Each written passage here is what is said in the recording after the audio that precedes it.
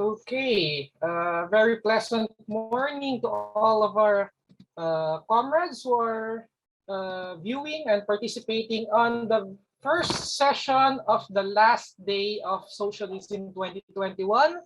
This is Merck Magudayaw from Partido Lakas ng Masa, or the Party of the Laboring Masses here in the Philippines.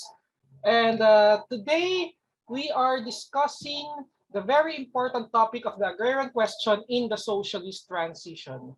And we have a wonderful panel of three experts in the topic of agriculture and the agrarian movement. I will introduce them to you later.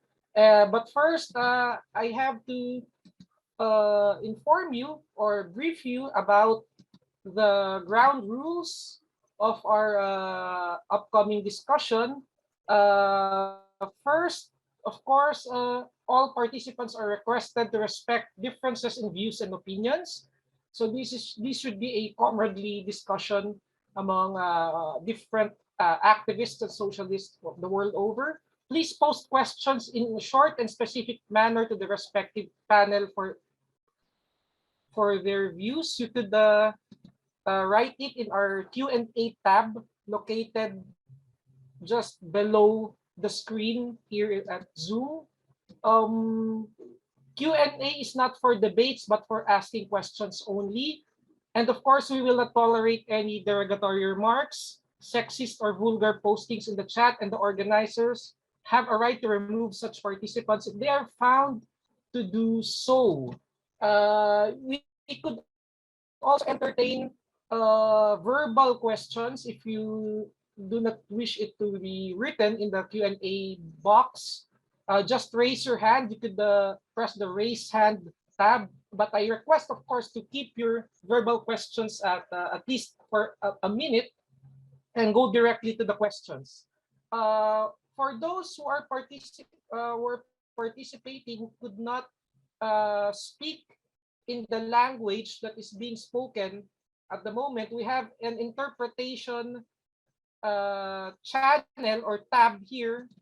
You could, if you press it, there are 5 languages featured in our interpretation box. There are 5 channels. First is English, Chinese, Indonesian, Malay, and Thai. So for those who wish to listen in their mother language or their mother tongue, we have interpreters on standby in these respective channels.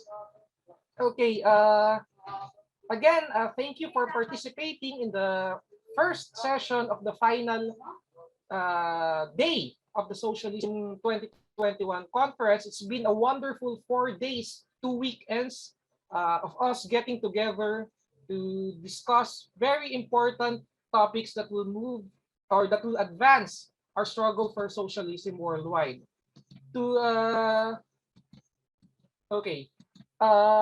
For this topic, this is about the agricultural sector or the agricultural world. Agriculture is literally the breadbasket that fuels humankind. It is run by actual humans who till the land and fish the waters. Farmers, fisherfolk, peasants, farm workers, rural folk. While we heavily depend on them to satisfy our hunger, ironically, these people from the countryside are among those who go hungry due to abject poverty. To this day, millions upon millions of rural folk are deprived of their demands of adequate livelihood and land that they could collectively own, manage, and develop. To this day, millions upon millions of the tillers and the fishers are poor, while those who own the land, mega agri corporations, and here in the Philippines, we call hacenderos or landlords, which still exist in poor countries. These are among the richest in the world. In this panel, we discuss the impact of capitalist penetration into agriculture, the growing inequality in the countryside, and the struggles of rural folk for distribution, nationalization, or collectivization of farmland, and of course, food security and sovereignty, among other subtopics related to the agrarian struggle. How can the agrarian and peasant movements help achieve successful socialist revolution, or at the very least, achieve significant democratization and reforms at the national level? Discussing these issues are Comrade Eduardo Tadem from the University of the Philippines Center for Integrative and Development Studies, or UP-SIDS, Comrade Navrika Nat of the All India Students Association, and Comrade Perdana Putri of Northwestern University. I hope I did not butcher your names, comrades. Okay, so I hope the first speaker is ready. He will be my comrade from the Philippines, Comrade Eduardo Tadem. May I read his profile first? Eduardo Tadem is a professorial lecturer of Asian Studies at the University of the Philippines in Diliman, convener for the program on alternative development of the UP Center for Integrative and Development Studies. He retired as Professor of Asian Studies at the university, where he was Editor-in-Chief of Asian Studies, the Journal of Critical Perspectives on Asia. He is co-chair of the Asian Regional Exchange for New Alternatives, or ARENA, and founding governing board member of the Consortium on Southeast Asian Studies, or C-Asia. He has been active in social movements, a steering committee member of the Socialist Coalition Laban ng Masa, or Struggle of the Masses. He's the president of Freedom from Death Coalition from 2014 to 2018, co-convener of the ASEAN Civil Society Conference, ASEAN People's Forum, the Philippine National Organizing Committee, and an international committee member, NGO Forum on the Asian Development Bank from 2014 to 2018. So, comrades, please welcome, speaking right now, Comrade Eduardo Tadem. Good morning, comrade. Okay, good morning, Mark. Nice to see you here. I thought someone else was moderating this forum. But anyway, greetings, solidarity from the Philippines to all comrades, friends, colleagues who are here now. I see we have 63 participants in our in this particular panel, which I consider to be one of the most important topics as far as the struggle for socialism goes, particularly in developing countries, Asia, Africa, and Latin America. So I'm happy that the organizers of this conference has deemed it fit to set a special panel on the agrarian question. So without further ado, I would like to share my screen, please.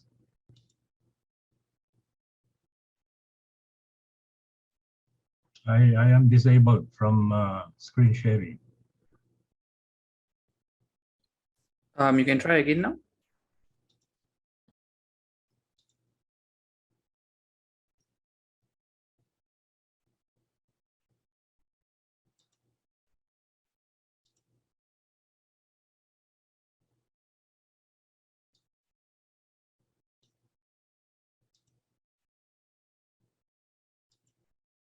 Okay, so my topic is looking at the agrarian situation, first very briefly globally, and then focusing on the Philippine situation as a some kind of a standard, so to speak, of developing societies in terms of the agrarian sector. Let me just go on then. This is the outline of my presentation. As you can see, I'm very much concerned about the issue of family farms and family farming. And in this presentation, I will use family household farmers and the peasantry interchangeably. I will note that the United Nations has declared 2019-2028 as the decade of family farming. And then from there, we'll go into a brief exposition of the agrarian situation in the Philippines, and then go back to the and then look at the global issues in particularly concerning global land grabbing as a form of capital accumulation, and then look at the peasantry in the past and the peasantry in the present, and show the distinction between the two, and then move on now to the Philippines, looking at costs and returns for family farms, where I will show how capital has penetrated into the family farm sector, and then the various ways by which the Philippines has addressed the issue of the peasantry through various agrarian reform programs. And then from there, I will conclude by looking just very briefly and in outline form of an agrarian electoral platform towards socialism, especially that now being promoted by the Laban ng Masa Socialist Coalition as they embark on a electoral campaign for the presidency and vice presidency of the country. And then finally, to look at collective farming as a whole and what are the contours of a collective farming socialist alternative within the context of family farms. So this is the global picture of family farms today. There are 600 plus million farms worldwide, but 70 to 80% of this are owned and operated by family farms. Of course, the term family farms is not the same for all countries. You have family farms that are as small as 1 hectare or 3 hectares, and then you have family farms in developed societies which are as large as 100 acres or so. But they're the minority. On the whole, family farms produce 80% of the world's food, even today, even under capitalist dominance in the agricultural sector. Fishers, who are also considered part of the family farm sector, 90% of this operate on a small scale. Indigenous peoples, also considered part of the family farm sector, manage 33% of the forests worldwide. But besides farming, family farms or the peasantry engage in multiple economic activities. There are also artisans, there are fisher folk, landless and indigenous peoples. I will elaborate on this later on. So peasant household-based societies engage in a myriad scope of activities. They are not just cultivating the soil or producing food. They're into fishing, animal husbandry, vegetables, tree farming, weaving and dyeing. They engage in commerce and trade, carpentry, metal craft and tool making, salt making, wood carving, mining and iron smelting, and hunting and foraging. And this was before colonialism even penetrated into their societies. But in the colonial and post-colonial periods, more activities were engaged in by the peasantry, boat building, industrial rice and saw milling, brick, tile and lime manufacturing, tailoring, transport business, and various types of off-farm employment, including in the last 30 years or so, overseas contract labor. The United Nations, as I pointed out, the Food and Agriculture Organization, declared the decade starting 2019 as the UN Decade of Family Farming. And the aim is to shed new light on what it means to be a family farmer in a rapidly changing world, and highlights the important role they play in eradicating hunger and shaping our future for food. They offer a unique opportunity to ensure food security, improve livelihoods, better manage natural resources, protect the environment, and achieve sustainable development. In other words, family farmers are the agents of change. If we need to achieve zero hunger, a more balanced and resilient planet, and the Sustainable Development Goals. In the Philippines, 55% of the Philippine population live in rural areas. Of the total farmland of 8.4 million hectares, you have 5.6 million farms, but family farms alone take up 98.2% of the number of farms. And these are farms less than 1 hectare to a maximum of 7 hectares. And in terms of total area of family farms, they constitute 81% of the total farm area, although their average is quite small. It's become smaller over the years. It's now at 1.23 hectares from a high of 2.8 hectares back in 1980. So aside from family farms, you have your medium-sized farms, but they only constitute 12% of farm area. Now the large farms, these are the corporations, cooperatives, government and private institution-run farms, only constitute 7% of farm area. As far as the tenure arrangements of these family farms, fully owned at 63%, tenanted is down to 25%. Those with some kind of a combination of different tenures constitute about 12% of family farms. But then you have this global phenomenon of land grabs, which is seen by most scholars in the agrarian studies as a form of capital accumulation. And it's not just it's not just actually physically controlling or grabbing lands. It's also a way by which they capture power to control the land and other resources, whether it be water, minerals, or forests. But you also have this notion of virtual land grabbing, where corporations and other financial interests appropriate the subsidies. They obtain bank loans using land permits as collateral, or they, the worst, speculate on future increases in land values. So this is a means by which national and transnational capital assert their desire for profit. They override existing meanings, uses, and systems of management of the land that are rooted in local communities, indigenous ways of utilizing the land. So in this manner, they dislodge small-scale labor-intensive uses like peasant farming for household consumption, and also upend local markets. So the trend for these global land grabs as a form of capital accumulation is towards large-scale, capital-intensive, resource-depleting uses, such as industrial monocultures, especially in agribusiness plantations, the extraction of raw materials, and large-scale hydropower generation. Now, let's look at the peasantry in the past and the peasantry in the present. Marx, back in the mid-19th century, wrote of peasants whose mode of production isolates them from one another, whose field of production, the small holding, admits of no division of labor in its cultivation. Each individual peasant family is almost self-sufficient, directly produces the major part of its consumption, and thus acquires its means of life more through exchange with nature than in intercourse with society.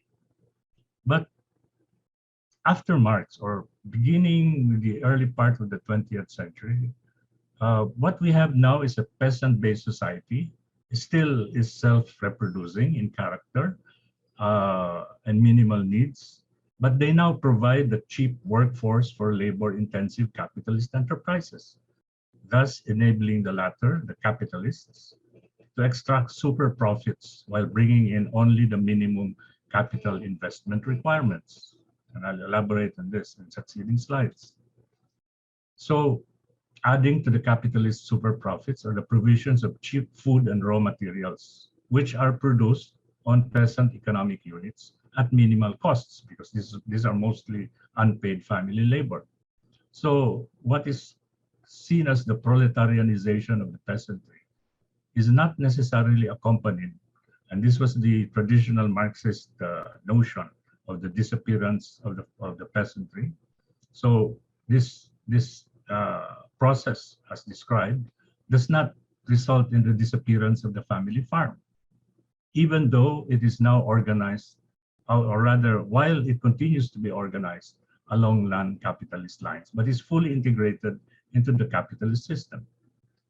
So the relationship between capitalists, the big farms, even the international players, and peasant farms is not so much one of competition as of complementarity.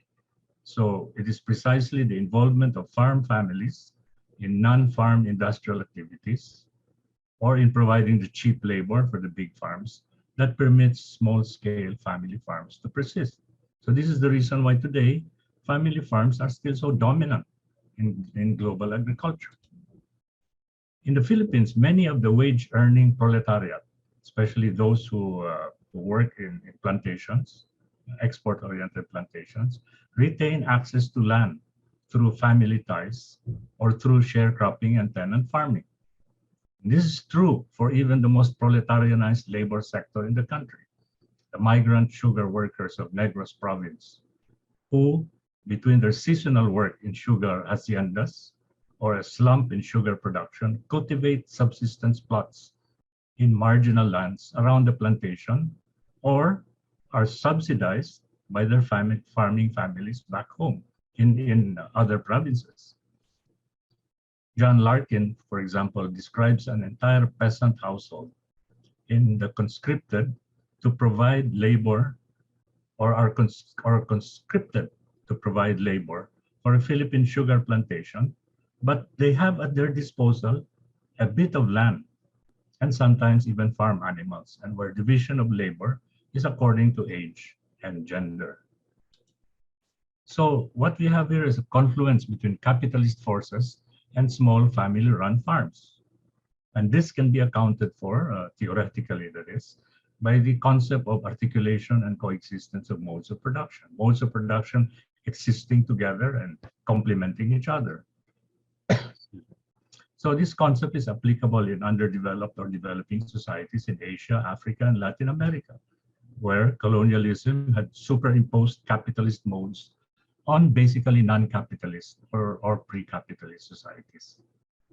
So that today, in contrast with how Marx described the peasantry in the 18th century, or in the 19th century, although that was mostly a description of peasant society in Europe, peasant society now relies on both family-based and hired labor, and production for both basic needs, use value, and also for the market, thus also achieving exchange value. Self-sufficiency has declined, but peasant society still thrives on kinship, social organizational patterns, reciprocity, the capacity to produce itself, the feeling of a community in relation to external capitalist forces appropriating the farm surplus product, and exercising political hegemony over distinct cultural norms, cognitions, and practices. In other words, the worldview has been retained. And just to illustrate the transformation of the Philippine agrarian sector over the years, you have here the decline of land rent from 1966, which was the normal land rent in those years of 27.23%, or sometimes reaching one-third, or the so-called tertiohan, went down to 13.28% in 1979. It rose a bit. This is the latest figure we can have, to 17%, but still already quite low. But this change between 1979 and 2013-14 also shows that tenancy still exists. Tenancy still exists in the country, and I will show why it still does. But the capitalist part of rice farming is shown here by hired capital and material inputs, which was a low 10.8% in 1966, rose to 25.3% in 1979, and rose even further to 36.1% according to the most recent estimate. So this shows how capital has penetrated deeply into rice farming, which is the most prominent form of farming in the Philippines, taking up about 35% of farming households. But this phenomenon of the rise of hired labor is also significant, because this shows that more and more rural people have become landless workers, and so they hire themselves out to even family farms. And as you can see from here, in terms of poverty incidence, you have those farms that only have one crop, rice farms. That's 11%. They register 74% on the poverty incidence indicator, and the great majority, 85% of farms who have two croppings, are still at 48% in poverty incidence. And even the best of them, those who have three croppings, or 4.4% of farms, are still below the poverty line at 22%.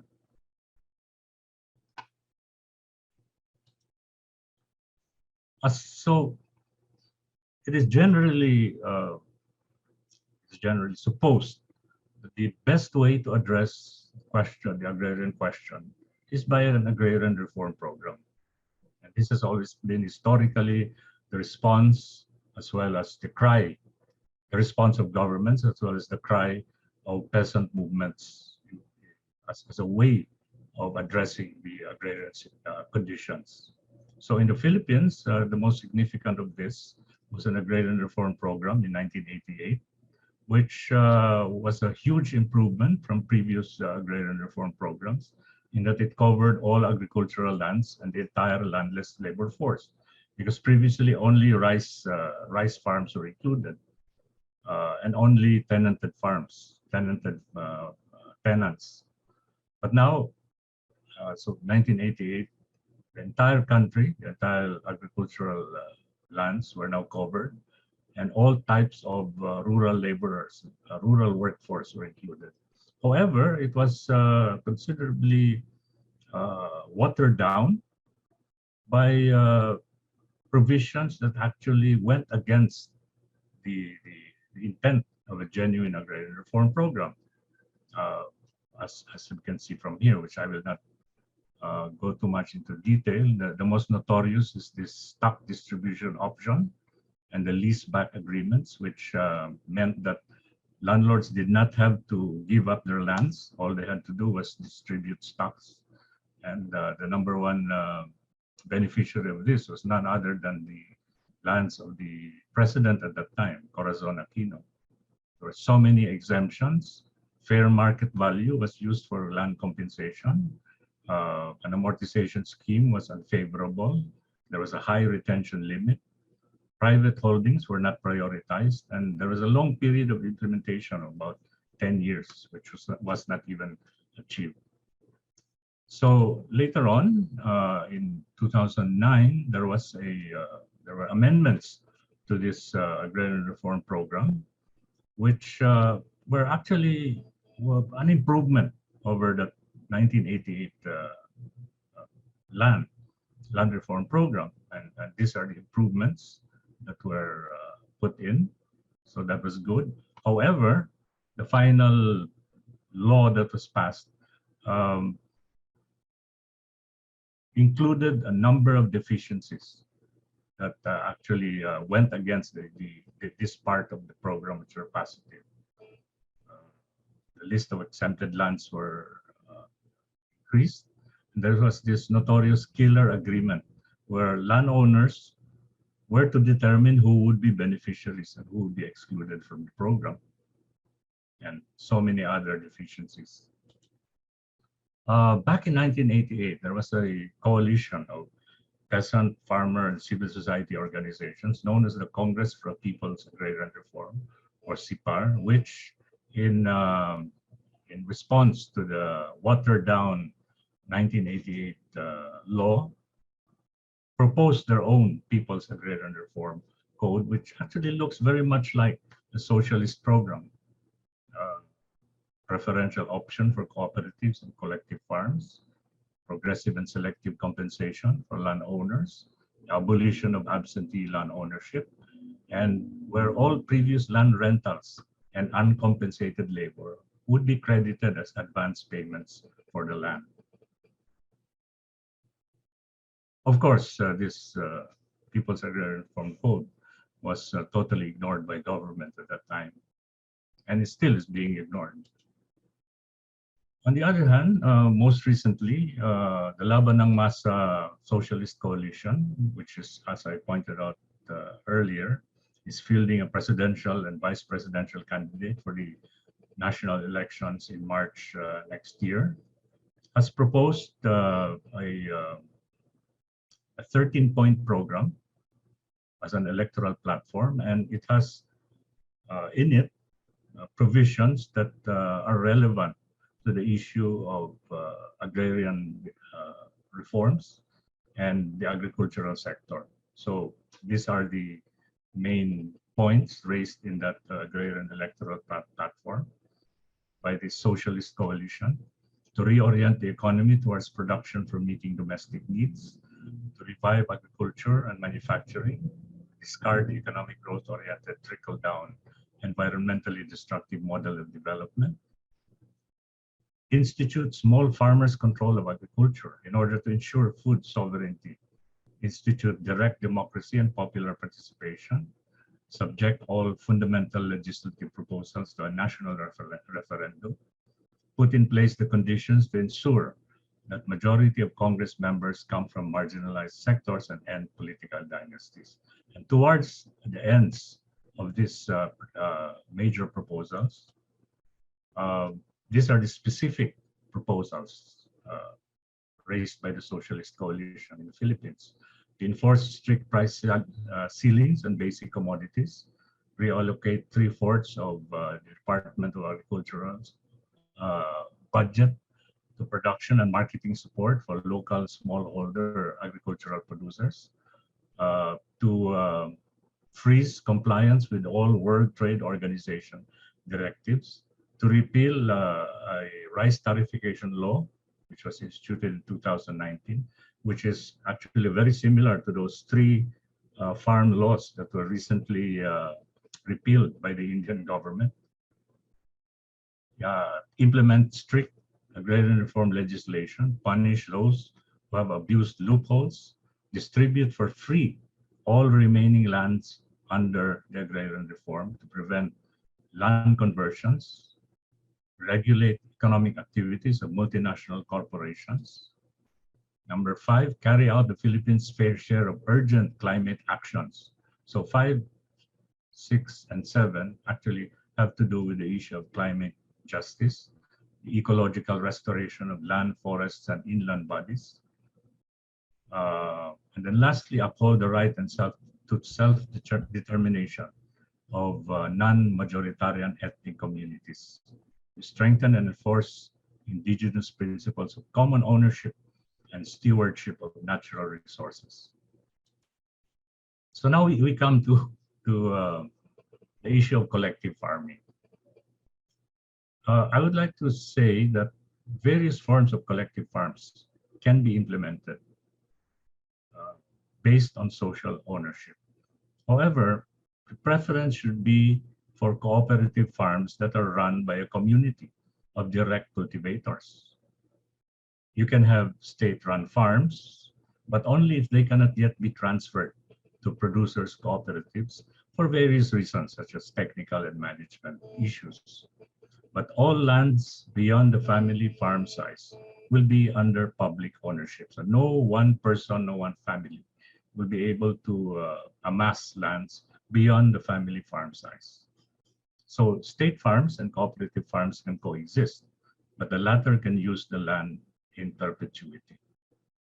Individual members of cooperatives may be granted home lots where family scale production can still be undertaken.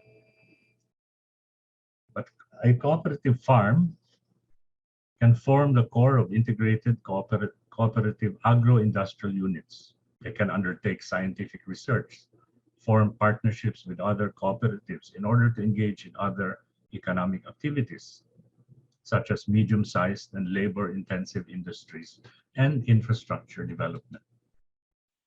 But individual family farm holdings are still important and should be retained. As I pointed out earlier, we aim to abolish private ownership beyond family farm sizes. And family farms can be given the option to form or even join collective farms. But even within the context of family farms, you can have various forms of collective farming which can be adopted, such as number 1, you can have a common pool of research, tools, implements, and technological inputs. You can designate a commons production area.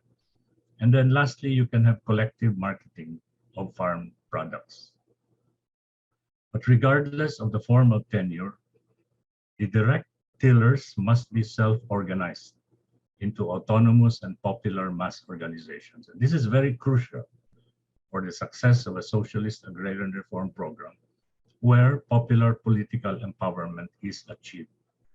And then they can also form political parties and engage in electoral contests from the local levels all the way up to the national level. So in conclusion, Family farms or the peasantry constitute still an overwhelming majority of farms worldwide. They produce most of the world's food needs. But family farms today are also integrated into the capitalist system, and that integration is to be broken because they are being threatened by multiple forms of global land grabs. In the Philippines, agrarian reform has failed to uplift the conditions of the peasantry, among whom poverty incidence remains high. So while we are promoting various forms of collective farming, the contours of a socialist agrarian reform need to take into account the important role of family farms. May I add also, as a final thought, that in countries that had collective farming, notably China, Vietnam, they have now reverted back to, well, at least they have now allowed the existence and the development of family farms. Uh, I also noted that even in Cuba, family farms are now back and now constitute the backbone of food production in Cuba. They produce 70% of the food uh, in Cuba. So with that, I'd like to end my presentation. Thank you. Thank you, Comrade Ed Tadem, for your very enlightening presentation. Again, to our we now have 75 attendees. With a comrade has raised his or her hand. I'm gonna find you later. But for the questions, participants can write their questions in the Q&A tab here below. Even while the discussant or the speaker is discussing, uh, you could write here in the Q&A tab. For non-English speakers, we have an interpretation tab also below the Zoom screen. It is signified by the circular or the the icon that looks like a globe. There's an interpretation tab where you could press 4 different channels in Chinese, Indonesian, Malay, and Thai. So we have interpreters who will translate the words of our speakers from English to their mother tongue. So all questions will be read after the two succeeding discussants or speakers. And for those who wish to ask verbally, again, we remind you to limit your question for just a minute and go directly to your question. We'd also like to remind the speakers to limit our talk from 25 to 30 minutes. So yeah, Professor Tadem spoke for 30 minutes, just right on time. Okay, so we'll proceed to the next speaker. She is a student and peasant activist in India. Her name is sorry. Her name is Nav Kiran Nath, Comrade Nav Kiran Nath. She's a student youth activist who has been working with Aisa Raya for over 15 years. She's the current co-editor of Trolley Times, a newsletter which began from the ongoing farmers movement in India. She's trained as a dentist and later completed her master's in film studies from Ambedkar University in Delhi. She works on transnational Punjabi migration and its reflections in Punjabi popular culture. She also produced a podcast series on the health implications of the Green Revolution in Punjab. So, comrades, please welcome Navkiran Nath. Thank you so much, comrade. I hope I'm audible. Yes, you are. Yes, you are. Thank you. So first of all, revolutionary greetings to all the comrades and participants in this Overcoming the Multipolar Crisis of Capitalism conference, and solidarity from India, struggling farmers of India, our organization, which is All India Students Association and Revolutionary Youth Association, and our party, Communist Party of India, Marxist-Leninist Liberation, in this worldwide struggle against the capitalism. And also, thank you so much for having me today in this particular session, which is Agrarian question in the socialist transition. We are like in this. So I'm part of the current farmers movement, which is going on from last 1.5 year now, and it's still like going on. I'm like, this is a very uncertain time for us, because recently the Indian state has announced to take back the 3 laws, and they already did that through the parliament also, but still there are pending demands. That's why the movement is still going on. So another important aspect of the movement is it recently completed its first year anniversary.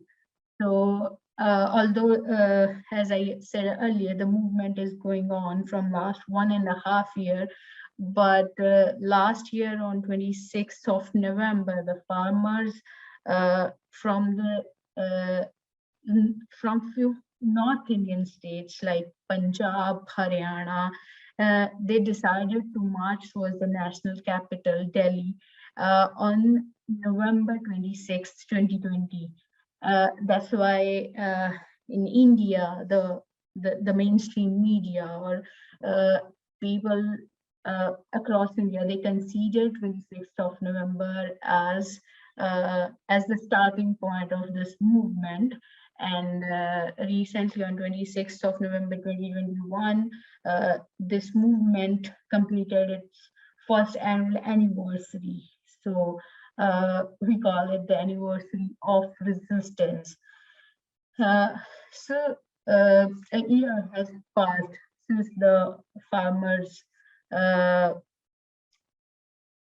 reached the borders of the national capital. And finally, on 29th November 2021, the movement achieved its first major win when the government repealed the 3 farm laws in the Parliament of India.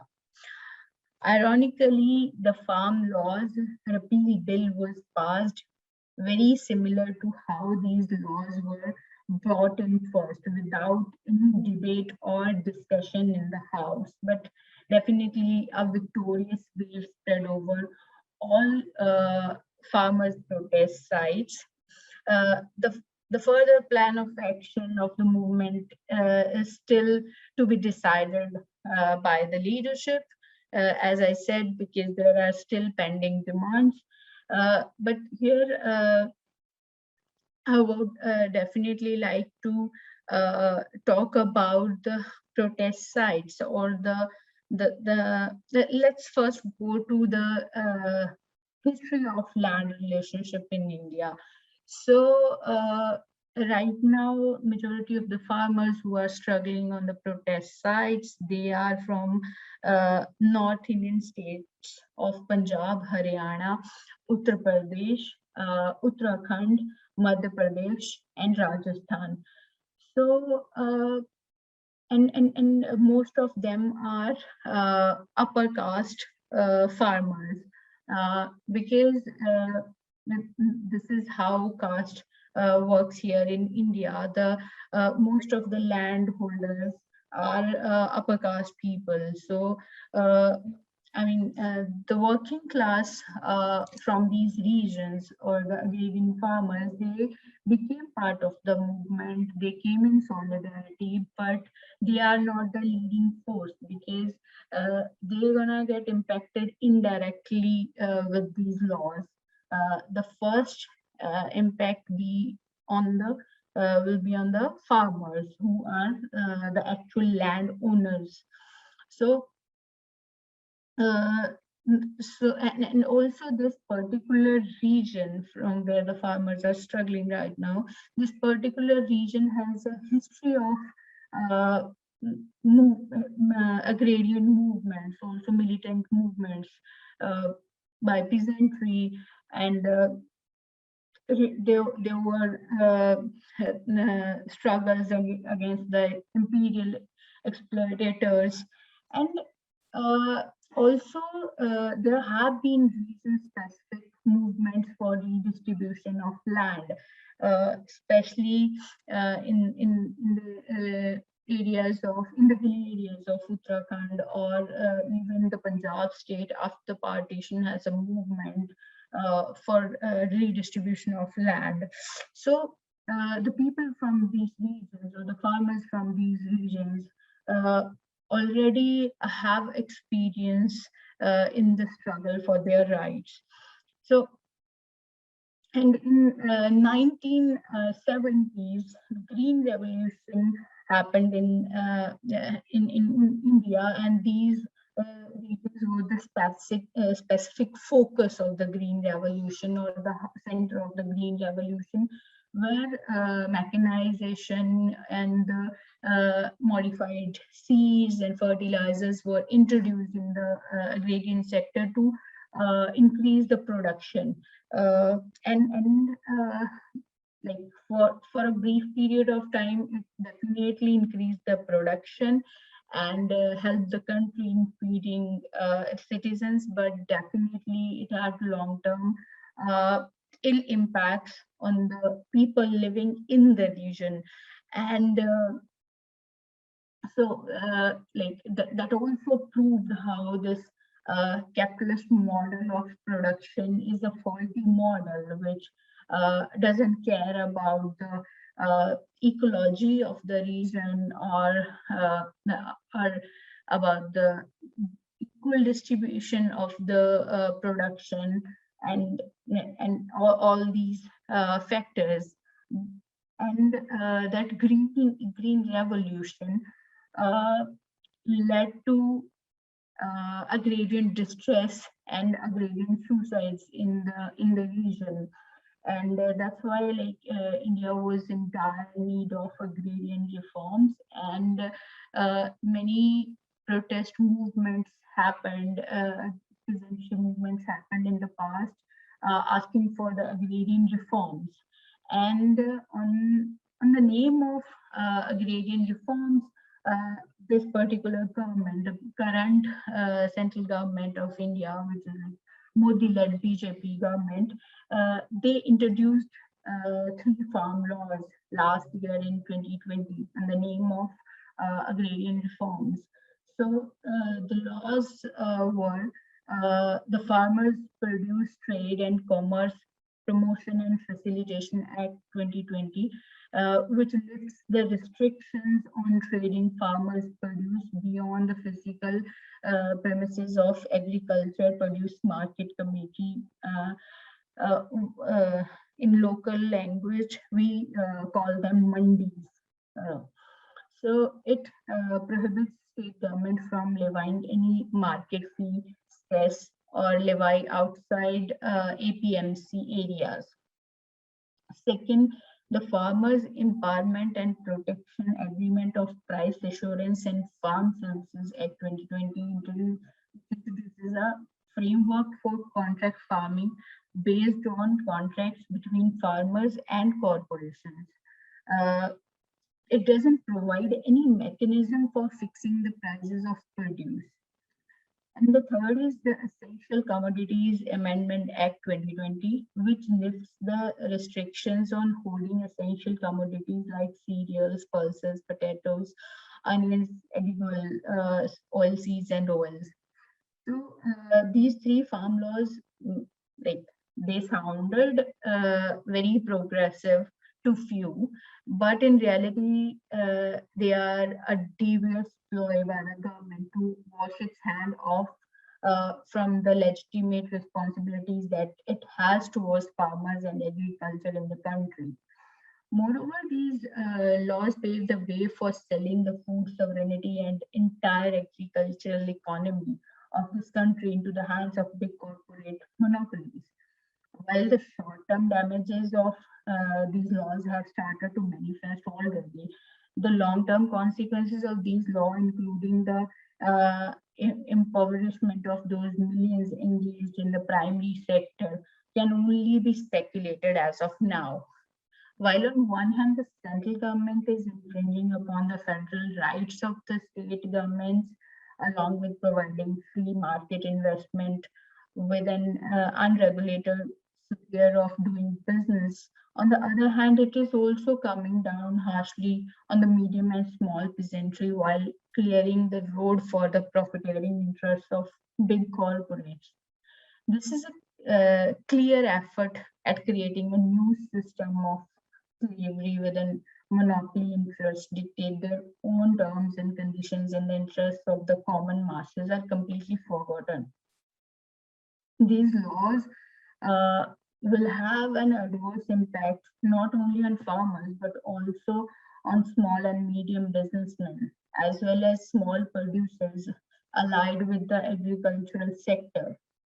The free market healthy competition myth perpetuated by those who uphold capitalist exploitation may sound pleasant to one's ears, but in reality, the furthering of such a system will only mean pushing the people into the quicksands of dire poverty.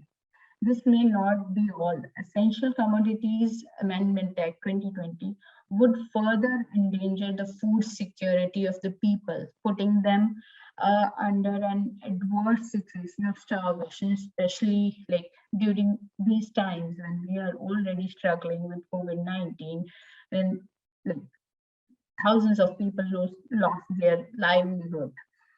The recent the announcement which happened in the starting of 2021 assumes critical importance. The Global Hunger Index 2021 assumes critical importance at this stage because India was ranked 101 out of 116 countries in that index, faring poorly on the issue of food security for its people, while the government of this country is leaving no chance to further weaken an already weakened public distribution system. So the Indian farmers are not just resisting the above discussed three farm laws, but they are also agitating to demand guaranteed minimum support price MSP at 1.5 times the input cost and government procurement of produce and expansion and improvement of the APMC system.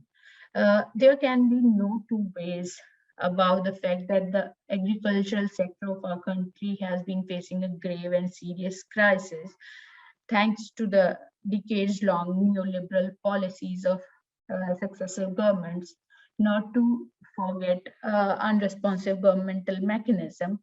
Every day, thousands of farmers die by suicide, but this certainly doesn't mean that the government auctions out our forests, lands, and natural resources wholesale to big corporations in the name of unprofitable farming. Handing down the reins of our primary sector, which is considered the spine of the national economy, would mean the complete ruination of farmers. The fact of matter is that agriculture is still the single largest employment sector in India, accommodating almost 60% of the labor force and measuring 18% of India's GDP. So farmers are not just telling what wrong this government is doing, but they are also proposing what this government should do if at all it is concerned about the farmers.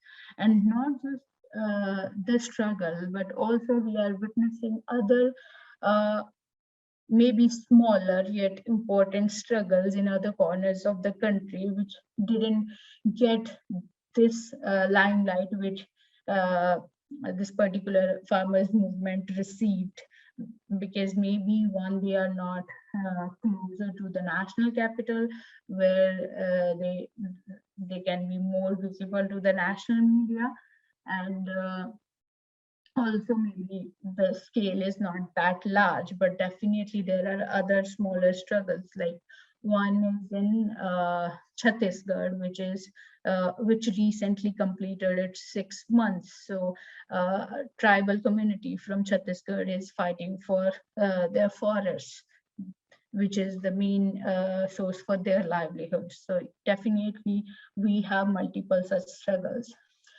So now, again, coming back to this particular movement, the farmers' movement, uh, I want to discuss what this movement achieved in the last 1 year, or what it actually did in last 1 year, except like forcing this government to repeal the three farm laws.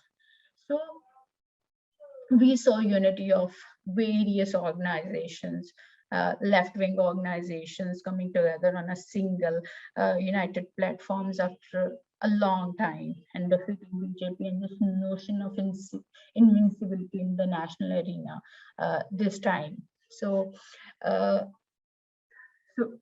while the movement has significantly raised the level of social and political consciousness of the people, it has also become a reckoning force of resistance against the wholesale loot and privatization of national assets by the Modi regime. The movement has enabled an understanding of the present political situation, exposing efforts made by the present government to implement anti-people and pro-corporate policies. The farmers' movement has dispelled the illusion of Modi regime's invincibility and has stopped the totalitarian regime from pursuing its designs. It has provided the working class people, and especially the political opposition, a new release of hope and courage to fight on. The embedded media houses, the national or pro-corporate media houses that has gotten cozy with the Modi, uh, with this Modi government, have had their public narrative of no alternative other than Modi challenged and thoroughly defeated, because this particular narrative we are listening from last 7 years. I mean, from 2014 onwards, when the Modi came in power for the first time, we are hearing this narrative that there's no alternative other than Modi. And I guess this particular movement has challenged it and thoroughly defeated it by showing the real opposition, which is people of this country, the working class people. The people themselves have now questioned the inevitability of the corporate development model, shining hope on a people's model of development in its place. This movement has also shown how to conduct an all-out struggle against a fascist, corporate-friendly totalitarian regime, introducing a new and viable model of struggle to the right-wing forces of this country. Because somehow, I guess, even the left couldn't do it in the recent past history of India, the kind of struggle we witnessed right now. So the movement has so the peaceful, class conscious, multi-partisan nature of this struggle has won admiration and support from all across the world, and the struggle stands as a veritable shield against every onslaught perpetrated by Modi regime. Perhaps this is why the workers, peasants, intellectuals, and economists are watching this movement very closely. The movement has started in Punjab and Haryana, the two North Indian states, not only brought together farmer organizations from all over the country, but also produced trade unions of small shopkeepers, students, youth, and women organizations into a united front. And earlier, India only envisioned political fronts in the form of UPA or NDA, basically fronts made by the bourgeoisie parties representing the ruling capitalist class. It is perhaps the first time that the country witnesses such a widely encompassing united front made by peasants and workers. That too, keeping aside regional, communal, and caste differences, especially in a time where the regime is in power, keeps on fanning and flaming caste and communal tensions. We have witnessed the communal attacks on the religious minorities in the country during last few years, and also the incidents of caste atrocities, and how the state is backing the culprits. So I guess this anti-fascist resistance in itself a revolutionary act. And now I also want to touch upon the gender aspect of the farmers movement, because historically women's labor hasn't been recognized in any sphere, whether domestic, workplace, or in public life, neither by the state nor by the society itself. And the legacy of outstanding women in these spaces has broken many barriers and paved a way to snatch their due recognition. But the social structure has at most remembered them as an exception. So this particular movement, I guess, is a bit different from the past in that sense also. So in India, the women make up more than half of the agrarian workforce, and if we include animal husbandry, they outnumber men in significant numbers. Still, neither state nor operators considers them as primary stakeholders in agriculture. Beyond this, what about women who are, let's say, not from the farming families? In Indian household, running the kitchen has been a women's job, and the new farm laws, along with increasing fuel prices, increasing gas prices, endanger the already squeezing budget of the majority of the people. This altogether makes the case that everyone is going to be affected invariably by these laws and social structure goals, but women will have to shoulder the bigger share of this burden, even in non-farming families.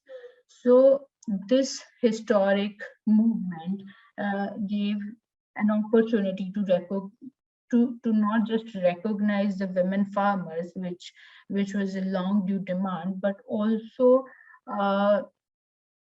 also considered or also recognized that that labor by women and that disparity, gender disparity, which was there from decades or from centuries. So this movement seeks to recognize the gender disparity in domestic and farming labor with a dual strategy of equal work distribution, equal pay, and land rights, as well as the due recognition. So like just giving a small example from the protest side, man cooking is a rare thing in this particular region, but even rarer is their conversation about it, that even momentarily recognizing the domestic labor and its apathy towards it. So, but there I have witnessed men cooking in the kitchen on the protest side, because it's a long live-in sit-in protest. So the farmers are cooking on the road. I mean, like, farmers are sitting on 5 different national highways approaching to the national capital from last more than 1 year now. So on the highways, they have put up tents where they are living. So and they are doing all everyday activities. For example, cooking, taking bath, like getting ready, going to the stage, everything they are doing there. So I have seen majority of the men cooking at the protest site. So and there are many everyday activities that one can see on these farmers' protest sites, which give us glimpses of gender equal futures. One feels this after seeing women engage in the protest, an engagement which is very different from the responsibilities of home and hearth. In this entire movement, one observes women in leadership roles, mobilizing the masses, managing logistical affairs, singing revolutionary act folk songs, raising slogans of resistance, addressing the media persons, running schools and libraries and publishing newspapers. Despite all of this, I still believe that women have not given the enough space and voice which is due to them in this movement.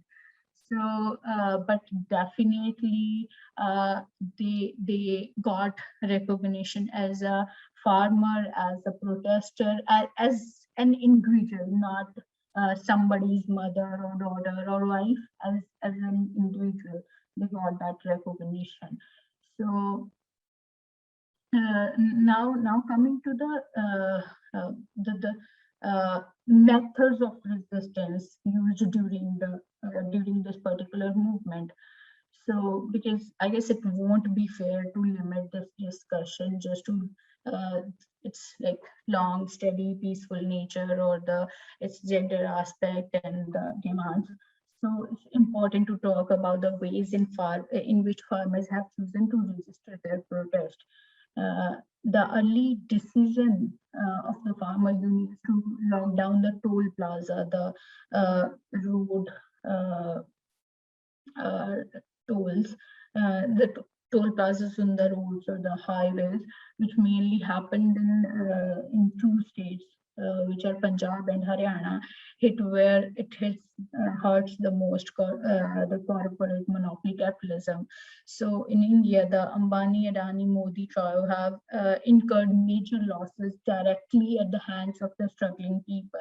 The very people who were being exploited at the hands of these big corporate magnates. Adani and Ambani are still enlisted as one of the richest persons in the world. The movement also gave new means and methods of resistance to the people, the boycotting of Reliance petrol pumps, which are owned by the Ambani group, or the blockade of railway lines going towards Adani's mega silos, the storage houses which they have built to store the end product of farmers, so grains and all that. So they have built silos in Punjab during the last 1 decade. So the farmers blocked the rail tracks going towards those silos and logistical parks of Adani. And there were online appeals to boycott Reliance products in the past. So during the movement, another interesting insight that this movement yielded is how the people can consciously use social media. Excuse me, just wrap up maybe. Yeah, definitely. And thank you. I'm just concluding. So also consciously use social media as a site of effective and meaningful protest. So these were like a few interesting tools of resistance which we have discovered during last 1 year. And the movement is still going on because still there are pending demands of the farmers movement, like minimum support price based on comprehensive cost of production should be made a legal entitlement of all farmers for all agricultural produce, or withdrawal of the draft Electricity Amendment Bill 2020, removal of the penal provisions on farmers in the Commission of Air Quality Management in the National Capital Region and Adjoining Areas Act 2020, and also nearly 700 farmers have died or martyred during this movement. So now farmer unions are also asking for a particular designated space where they can build martyrs memorial for those farmers. So these are like few demands which are still pending, and that's why the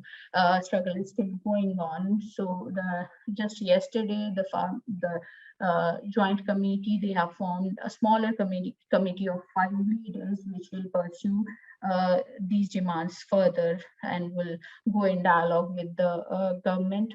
So now I'll just conclude saying, since the protest is about agriculture and food security, it affects 90% of the people of India adversely, and it's not limited to India.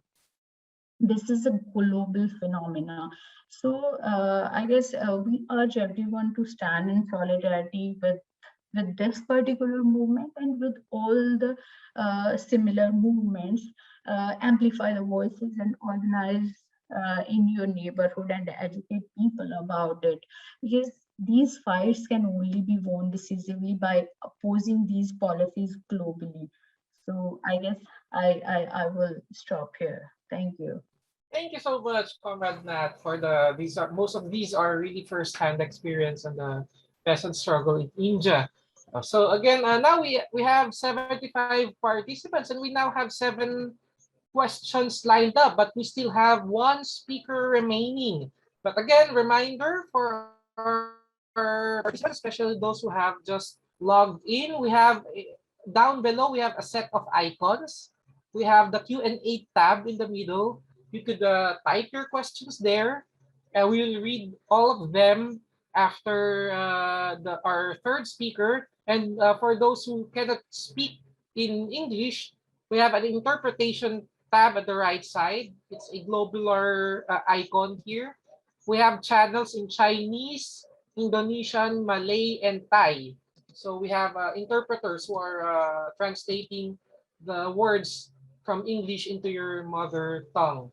Okay, you could also ask questions verbally, just press the raise hand tab here, but we will only allow verbal questions after our third speaker. Please go directly to your questions and keep it at 1 minute.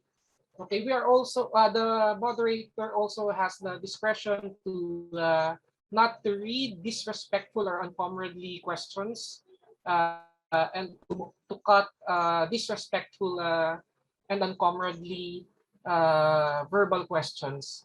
So please, let's keep the discussion comradely, warm, and civil to all of us. Okay, so our last speaker is Comrade Perdana Putri of Northwestern University. I believe this is in Chicago. So she's a PhD student in the Department of Sociology of Northwestern University, studying palm oil plantations and land law. Okay, you have 30 minutes to discuss your topic. Let's all welcome Comrade Perdana Putri. Hello, everyone. Thank you so much for inviting me here. I'm going to be brief, and you can call me Pepe because it's easier to mention my name that way. So I'm a rural sociologist for the last 7 years, mainly researching land conflicts that involve plantations in Indonesia. So I will talk briefly here, as I believe other speakers have offered more in-depth cases and awesome explanations, and I expect more from a lively Q&A sessions. And I will generally discuss about the things that I witnessed during my years of researching agrarian changes in Indonesia, and I will highlight the problems and what the possible solutions are under the socialist framework. So to go to the first slide, so over the 7 years of my work, I have witnessed rapid changes in the politics of peasantries and agrarian livelihoods in the rural Indonesia. And these changes, of course, are due to multiple capitalism-induced crises, namely like climate change, anti-indigenous land expansions, the imbalance between rural and urban commodities and capital flow, and increasingly devalued rural and farm labor that mostly experienced by the more marginalized members of the rural societies. And of course, these problems are intertwined to each other. Like we cannot talk about climate justice by leaving out indigenous communities. We cannot talk about indigenous community by leaving out how the over-concentrated pipeline to urban capital and urban industry happens at the expense of indigenous livelihoods. And we're going to talk about the rapid urban capital industry without understanding the decimated work of rural women. And this question seems atomized back in the 1970s and 1980s during the golden age of development discourse, but these days we can no longer work around these problems without bridging them to one another. To move on to another slide. Meanwhile, the solutions that are available now, especially in the mainstream discourse, like from the policymakers, the government, and some shady think tanks, offer a rather technocratic solutions, if not very much anti-peasants and anti-farmers. We may keep bringing the land reform talking points, but of course, as the history has shown, land reform alone cannot transform capitalism because it is easily co-opted, just like many policies, and often land reform becomes a milestone for capitalist and liberal growth.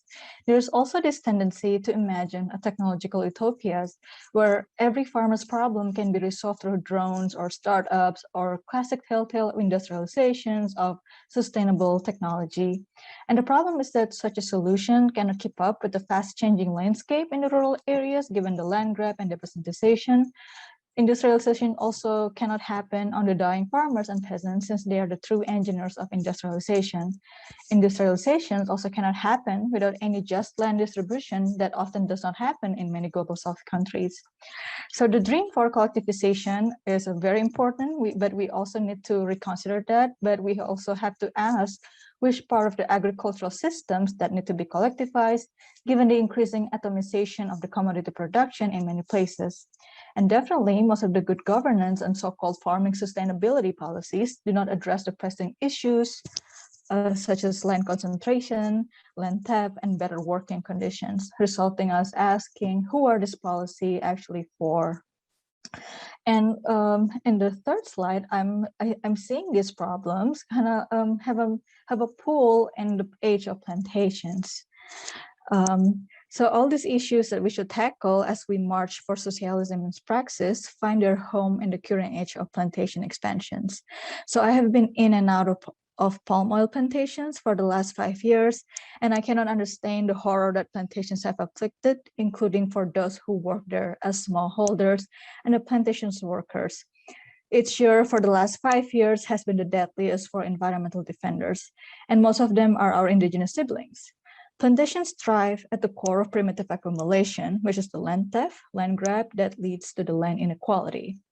Plantations also affect the surrounding environments, making it difficult for farmers, smallholders, and workers to diversify their incomes by planting other crops, because rampant and large-scale monoculture overwhelm the soil durability in the surrounding areas.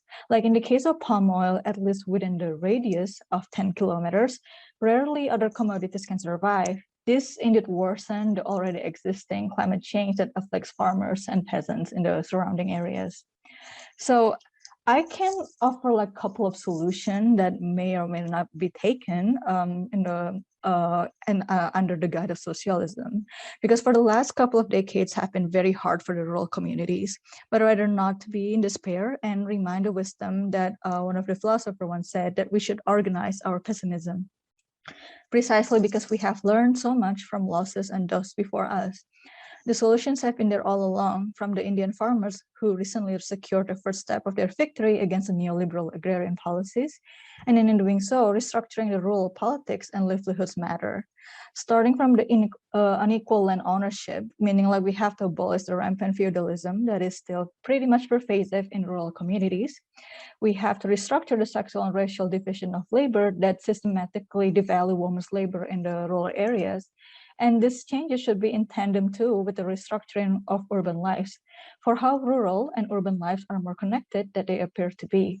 We need to slow down the heavy capital in the urban areas and redistribute to the rural communities. And in doing so, we also slow down the rapid mass consumption in the urban areas that has been exploiting the rural communities' work. The most visible solution is actually offered by the World's People Conference in Cochabamba in 2010, made by a coalition of international farmers and the indigenous farmers and forest dwellers as well. And the solution actually had been around since the Kyoto Protocol in 1997. The solution is for the global north to pay the climate debt, to pull off from exploitation of global south farmers, and simultaneously deliver justice to their own smallholders and farmers, that have been crushed by the large corporation like Monsanto. So this will need a huge political drive, but no one ever says the agrarian struggles in socialism are full of flowers and golds. But the alternative is always possible because we make it through blood, sweat, and tears, and in a constant struggle and solidarity. So that's kind of a concluding remark from what I get from the other two speakers here. And I'm happy to discuss this more, especially in the solution part during the Q&A session. Thank you very much. Very brief presentation, Comrade Pepe, but very fruitful. Maybe we could expand all of these in our question and answer portion. We have gathered 8 so far, but attendees are encouraged to post more questions. We have 30 minutes remaining in our session for today. If you want to ask verbally, you could press the raise hand tab, and I will try my best to locate you. And we have 8 questions so far. I'm gonna read them one by one. I think the first question is addressed to Comrade Eduardo Tadem, coming from Maria Corbina Alba.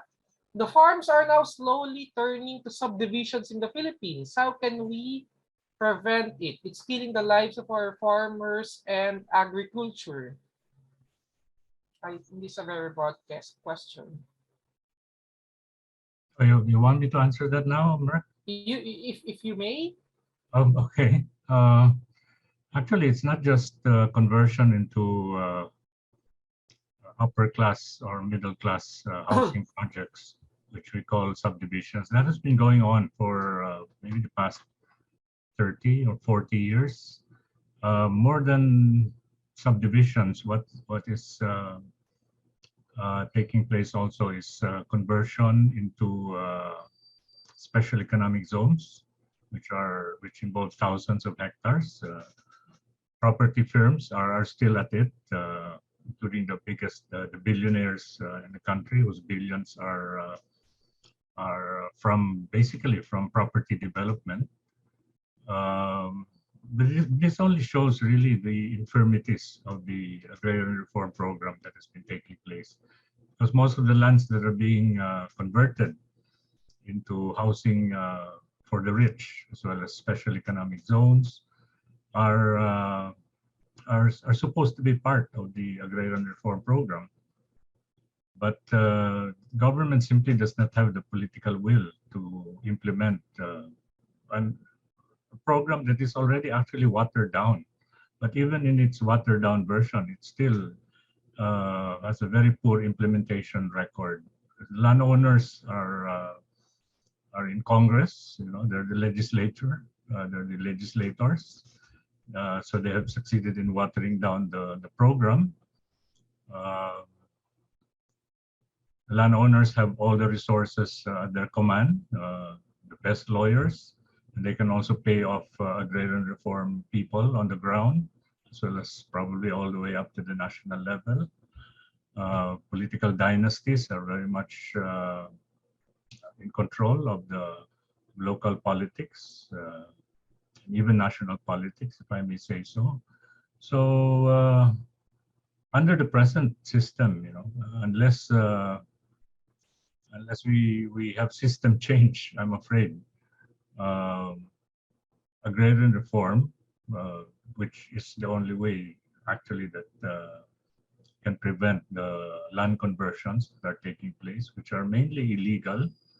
But because the justice system is very slow, landowners can always go to the courts to have lands converted, whereas farmers don't have the resources that will enable them to wage long legal fight, which can take many, many years before they can be resolved. And in many cases, it won't be resolved in their favor anyway.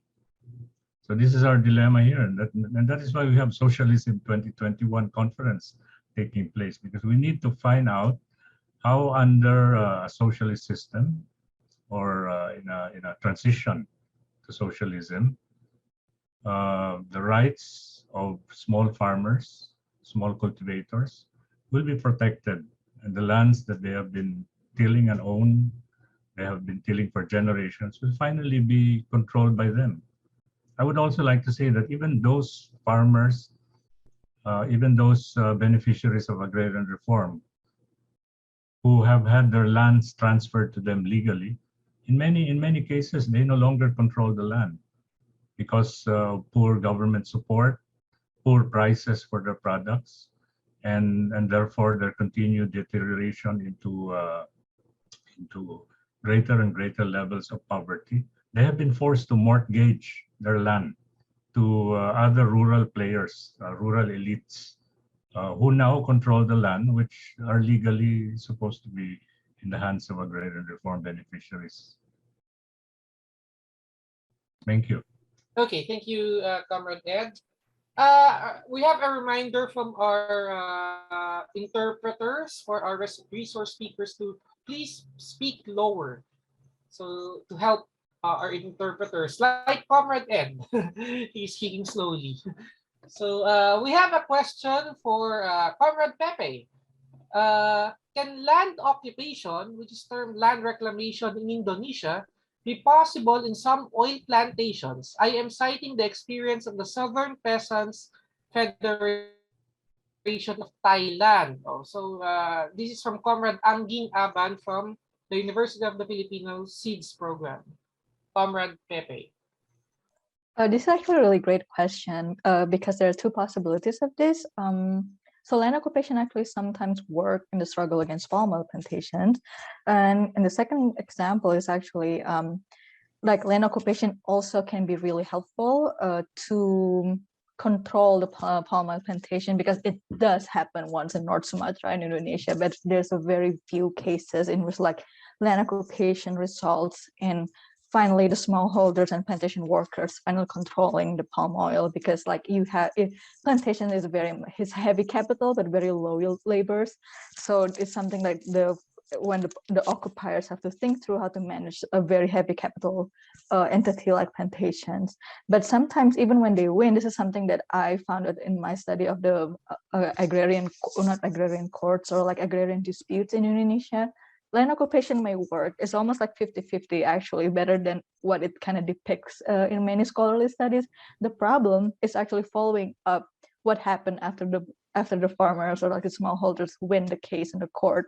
So often, and this is like happens in most cases that I studied, that they win in the court, but there's no follow-up from the prosecutors or like the judge to actually overturn the plantations and to give it back to the farmers. So it's a very much initial step to do something about plantation, to occupy the land and like to actually design like how to rethink to manage plantation based on the workers. But then the legal status of the plantations can be very fragile because there is no set of like a legal structures that can secure the rights of these workers to own plantations after their win over the land occupation. So this is something that actually ripe with possibilities, and I believe land occupation is, among the best possible solution to overcome plantations problem. But the problem is like following up after that. Okay, thank you, Comrade Pepe. Okay, we have an interesting question for Comrade Navkiran. This is coming from Comrade Kumar of PSM. Does there exist a class contradiction between the larger peasants who conducted the long struggle against the Modi farm laws and the agricultural labor that these farmers employ on their fields? How does the left party handle these two contradictions? Big business, large peasants, agricultural workers. Yeah, for Comrade Navkiran. Yeah, definitely. Like this is a really interesting question because we have faced it up close several times in the past, also, and also during the movement. Because definitely when an agrarian worker asks for his or her minimum wage, the struggle is against the peasant itself. That's why like there's always a contradiction. So, during this movement also, this was a bigger question, how to bring all of them on one platform. And interestingly, this movement successfully did that because as I also discussed in during my presentation, that these three laws are not just anti-farmer laws, but they are anti-people laws, or these are anti-people policies, because these laws not just going to impact the farmers, but also each and every citizen of this country across caste, class, gender, region, religion, everything, because it's also about food security. It's also about public distribution system. It's also about uh, uh, uh, price hike. So that's the thing. That's why, like, even the agrarian workers, they came on single stage with the farmers. But definitely in the past, like especially talking about Punjab, which is solely an agrarian state, I have witnessed agrarian struggles like contradicting to the agrarian workers struggle. So but interestingly, what happened this time, uh, the farmers struggle, or the farmers leadership, or the farmers protesters, they also recognized the workers struggle, which they didn't do in the past. Because when the workers used to struggle for their minimum price, that was the time when farmers got perturbed, like, why you are asking us for the minimum price and all that. But now when they themselves are struggling for the MSP, which is minimum support price for the farmers, now they are recognizing the importance of minimum wage also. So that's why it's an interesting thing how farmers, which are uh, like primarily upper caste men, how they recognize the struggles of people other than them, the women, the workers, Dalit community. Because yes, there's a sharp caste angle here. The Dalit community in these states, or in this particular agrarian sector, they have their own issues. There is a sharp angle of caste. So in that way, it also became an interesting movement. How people recognized uh, the struggles of the other, and recognizing those struggles, still they came on a joint front, and they put a demand draft where they try to include all of them. Like, I just want to give a small example. Like, so there was a stage going on where so the what because it was a year-long movement, so there were days designated to special community, or to a specific genders. So that's how they managed the stage every day. So there was a day designated to Dalits of this country. So when one Dalit leader pointed out that on one hand we are talking about farmer workers unity in the movement, on the other hand, on the ground we have seen caste disparity. We have seen different cremation grounds based on the caste. So what about that? So then a farmer leader came and he took the mic and he said, yes, I'm like, this is very shameful us. Right now we collectively fighting this struggle. The moment we'll finish this, we'll definitely go for that social struggle where we have to fight against the caste system. So I'm like, this is how they recognized their own mistakes of the past, and they promised to fight against those also. So it was, yes, sometimes it became really bitter in the past, like having workers struggle against the farmers. But I guess in the future we'll have a smoother collective fronts. And talking about the left parties, so all the left parties have unions in the agrarian, and like most of the left parties working in this region have unions, both in the farmers and also in the agrarian workers. So Definitely, they also witness a similar contradiction, but they are also trying to identify a way forward where like, they can make united fronts and can proceed. Comrade Nat. Okay. So I'm not I'm not reading the questions in order so that all the panelists have the opportunity to talk. I'll proceed to Comrade Pepe, who has a very cute cat in her on her table. We have a question. Could you explain how oil palm plantations affect the fertility of land in neighboring land? And this is an interesting question. Okay, sorry for my cat's appearance. Yeah, it's very cute. Thank you. So yeah, I mean, I can speak with a couple of, but I specifically refer to palm oils. But I think in general, plantation have that kind of feature in which like monoculture was set up like a setup of like specific ecological changes. So in the case of palm oil, for example, each palm oil tree roots can expand until like 2 kilometers just for water.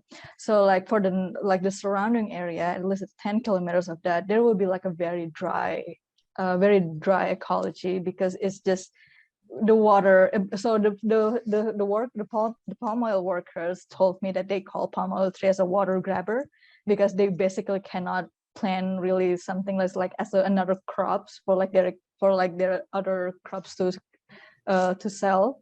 Only palm oil. So they try, so a couple of the plantations that I study, for example, they try to plant coconut trees in their surrounding palm oil plantation, and the trees actually can grow, but there's no fruits there.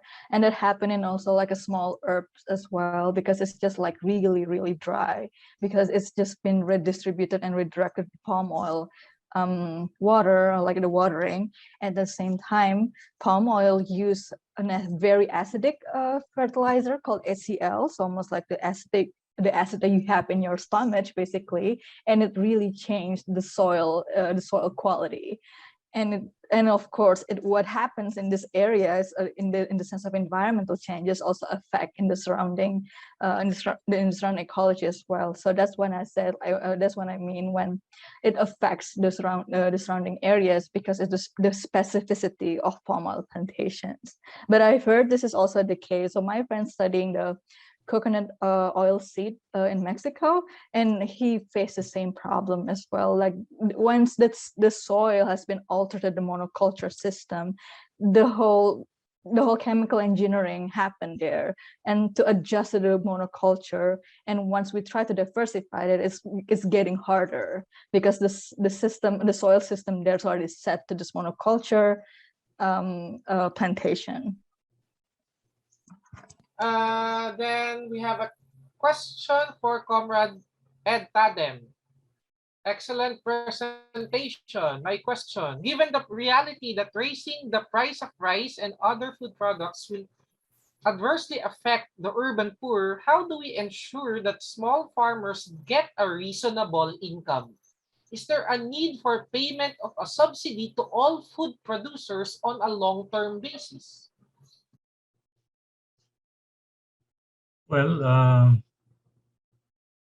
most developed countries subsidize their farmers. The US, Japan, Korea, European community, they heavily subsidize their family farmers to the tune of billions and billions of dollars or euros or whatever is the case. But the developing countries, on the other hand, are constrained from, and some of them, like the Philippines, have even taken away subsidies for small farmers because of what they feel are the impositions by their membership in the World Trade Organization. But actually, countries can be flexible in implementing the rules of the WTO. The problem with the Philippines, for example, is that it has gone overboard in reducing or even taking away subsidies to farmers, and then reducing tariffs on food imports. So this has really been detrimental to the condition of the small farmers. rice tarification law of 2019, which I said earlier, is similar to the 3 farm laws that were recently repealed by the Modi government, is also one way by which the policies of deregulation, liberalization, and privatization has taken over the process of agricultural production, especially rice production. But actually, the result of our membership in the World Trade Organization and our over-compliance with WTO regulations has resulted in the country becoming now a food importing country. We used to be a food exporting country, but now we are importing virtually every food that is on the table of our on the dining table of our peoples are now being imported, even if these are also being produced by local producers. So that is really sad. So what results is what happens now is that the farm gate price for agricultural products here has really gone down to very low levels. And then because of the dumping, what is actually taking place is not just importation of food products from the developed countries, but a dumping of agricultural surplus food products from them. And this really hurts the food producers in our country. Thank you, Comrade Ed. There are lots of questions to Comrade Nat, but I'm not sure if I could ask all of these because we only have 18 minutes left. But there is a there is a comment. I can read first a comment here on Comrade Nat's presentation from Yogi. No matter what the PJB government resigns the law or how the PJB government resigns the law, the peasants do not fully believe it. That is why they have said they will not give up the fight until it is given in writing. About 740 farmers have given their lives for this struggle. Well, wow, that's really good. That's big. We have a question from Comrade Philip Wong for Comrade Navkiran. To what? Oh, this is a nice one, juicy one. To what extent has Modi's climb down on his neoliberal agrarian reforms affected his re-election chances? Okay, it's a juicy question. So yeah, definitely. Like first, that comment which Mr. Comrade Yogi made, I just want to say one thing. Definitely, like the people, they don't trust the government, and they said we are not gonna go back until they are not doing it on paper officially in the parliament, which they did. On 29th November, the government already did that. Now they legally repealed the 3 farm laws. So the movement is still going on the other demands. So we are fighting for the other demands. So which I also mentioned in the presentation. And talking about the electoral consequences in the coming months or years, definitely this movement is going to impact the electoral vote share of the BJP government. That's why this government actually repealed the 3 laws, because from during last 9 months, the government didn't have even a single meeting with the farmers' leadership. But now, suddenly, PM Modi came and announced that he is ready to take back the 3 farm laws. Why? Because we have elections in the coming months in the 3-4 states, especially Punjab, Uttar Pradesh, Uttarakhand. So, and they are least concerned about Punjab because BJP they have a very small vote share in Punjab. They are not going to win any seat in Punjab, but definitely Uttar Pradesh is the biggest state and is the most important state for BJP electorally. And Western UP became a main center of this movement. And also there's another incident happened where one of the BJP minister, he crushed 5 protesting farmers under his car. Minister's son crushed 5 farmers under his car, and that region, which is eastern Uttar Pradesh, that also became involved in the movement that way, like after that particular incident. So BJP knows pretty well that this movement is definitely going to put an impact in UP. So that's why they are in hurry to send the farmers back home, because only then they'll be able to say, see, we repealed the 3 laws because the farmers weren't happy with it. So because but I don't think the things will go the way BJP thought it will go. Because the movement is still going on after repealing the 3 farm laws, because they didn't touch upon the other demands.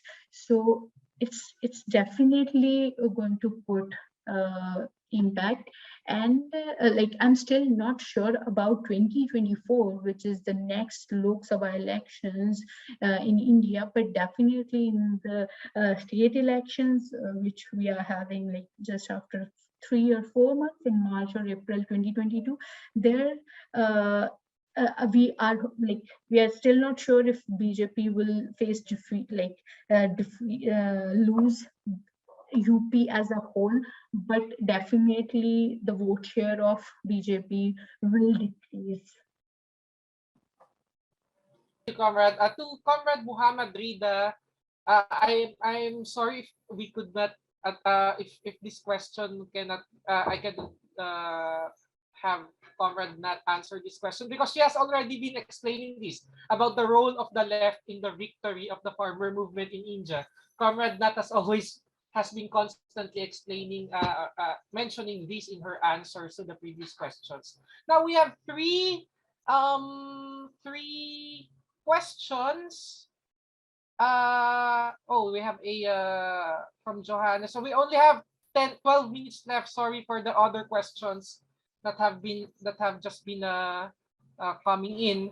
We have 3 questions that are addressed to the 3 panelists, but I could only pick one to answer for each of these questions. I think this is best answered by Comrade Ed. How can farmers oppose international trade agreements that reduce food import tariffs, thus enabling large food imports from highly subsidized developed countries? Will this not make local farmers suffer?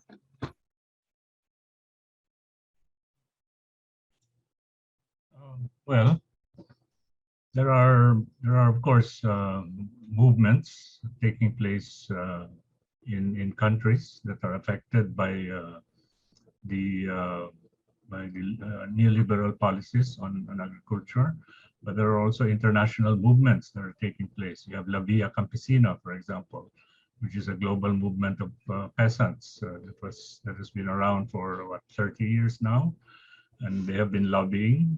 You have also various civil society movements at the national, regional, and global level that have been challenging the WTO and World Bank, IMF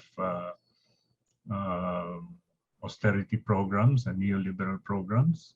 So I guess these are the best ways. So it really will have to be a social movement, a people-based movement to counter these impositions on the poor people. They have not been successful most of the time, but there have also been successes, such as the move to stymie the World Trade Organization's agreement on agriculture. Up to now, that has been still at a standstill, mainly because social movements all over the world have protested against WTO strictures on agreements on agriculture. Actually, the WTO is now almost irrelevant, especially within the last 10 years or so. It has not been able to really arrive at any significant and meaningful agreements. So by itself, WTO is no longer probably a major factor, which is really which is really ironic because even though the WTO has already lost its dominance in terms of laying down the rules for world trade, even though world trade is still dictated by the free market, the WTO has already lost its moral power to implement the WTO rules. But despite that, you have countries like the Philippines that pretends that the WTO is still a relevant organization whose rules must be strictly followed. So here you have this governments being way behind the times and foolishly still adhering to neoliberal policies when these very same neoliberal policies are already taking a beating around the world, and especially during the COVID-19 pandemic. It's really extremely foolish for these governments to still impose laws according to WTO strictures when the W itself has already become meaningless and irrelevant. Thank you, Comrade Ed.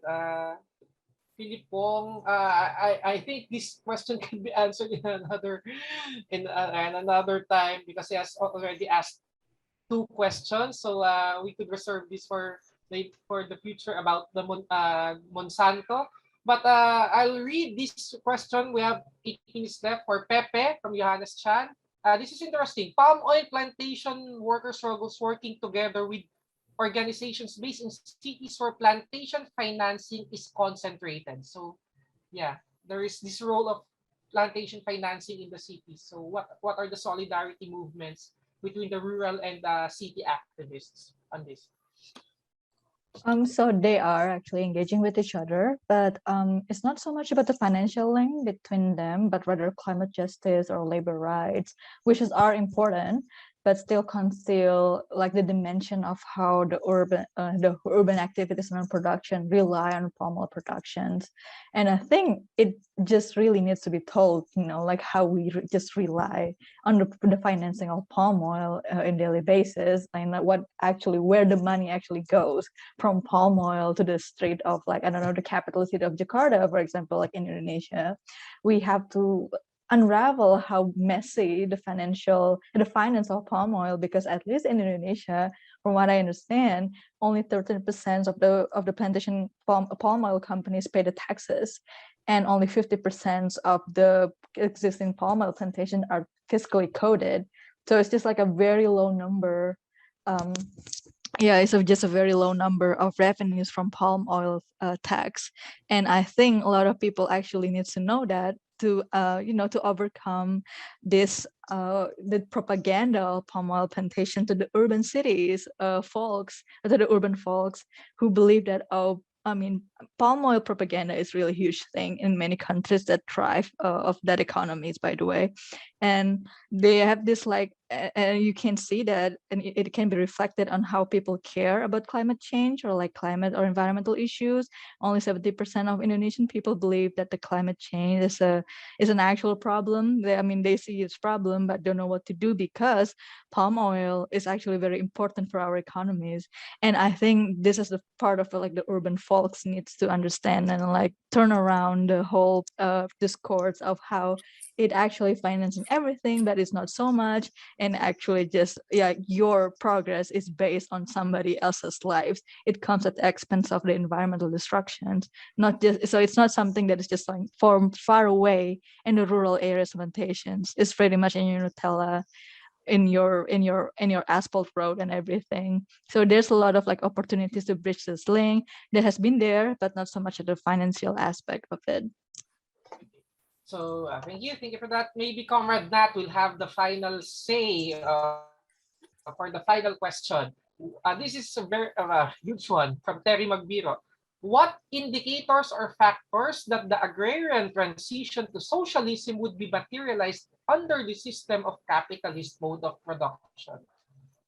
You have the last 5 minutes to answer this one, Comrade Nat. Navkiran Nat. Is she still there? Okay. Hello? Yeah. Yeah, Conrad, can you please Yeah, for the repeat? question of Terry Magbiro, what indicators or factors that the agrarian transition to socialism would be materialized under the system of capitalist mode of production? Oh, ikannya kayak gini, Vin. Yeah, Ikannya kecil banget ya. there's. Kamu Sorry, milihnya ikan. Have you heard this? sorry. Yeah. Indicators or factors that. What are the indicators or factors that the agrarian transition to socialism would be materialized under the system of capitalist mode of production? So, so actually, I didn't get the question correctly. Yeah. Or maybe the other source speakers could answer this. Indicators. Yeah. What are the factors? How could we materialize the? Okay. Or what are the indicators that we are going to agrarian transition to socialism, even if we are still under capitalism?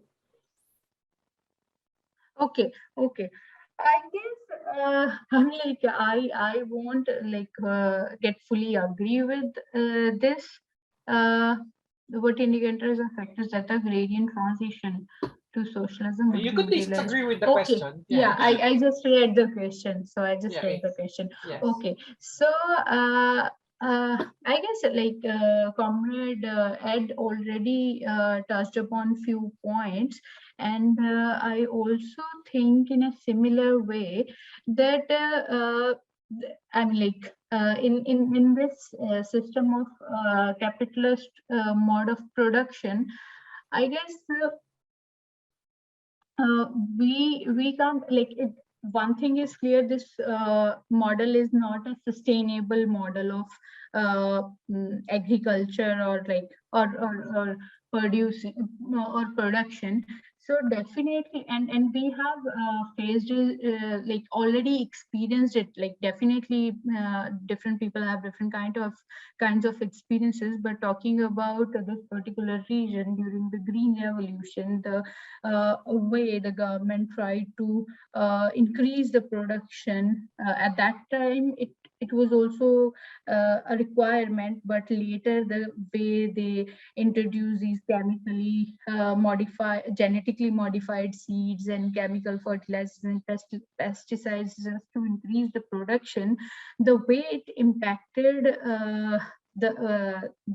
not just the production, but also the quality of soil or the quality of the end product, or the impact on the health of the people who are inhabiting that place, or on the consumer, that they are really serious in from many aspects. That's why it's I guess we have to outrightly reject this capitalist model, and I'm there could be transitional